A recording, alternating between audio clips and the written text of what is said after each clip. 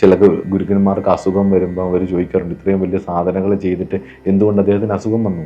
നിങ്ങൾ അദ്ദേഹത്തിൻ്റെ അസുഖം, അദ്ദേഹത്തിൻ്റെ ശരീരം അനുഭവിക്കുന്ന അസുഖമല്ല നോക്കേണ്ടത്. നിങ്ങൾ നോക്കേണ്ടത് അദ്ദേഹം പറഞ്ഞു തന്നിട്ടുള്ള അറിവ് നിങ്ങൾക്ക് ഉപയോഗപ്പെട്ടോ എന്നുള്ളതാണ്.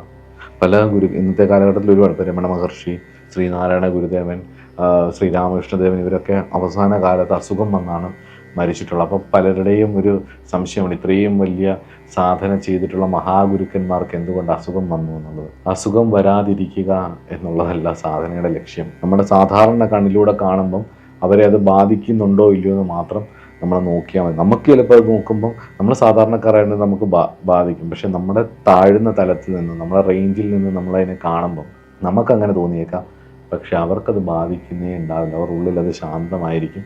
അവർക്കറിയാം കർമ്മപൂർത്തീകരണത്തിനും കൂടി വേണ്ടി ഇതൊക്കെ അനുഭവിച്ച് ശരീരം തീരേണ്ടതാണെങ്കിൽ അനുഭവിച്ച് തീരട്ടെ എന്ന് തന്നെയായിരിക്കും അവരുടെ ചിന്തയും. അങ്ങനെയുള്ളവരെ ഞാനും കണ്ടിട്ടുണ്ട്. അതുകൊണ്ട് എൻ്റെ അനുഭവം കൂടെയാണ് ഞാൻ ഈ പറയുന്നത്.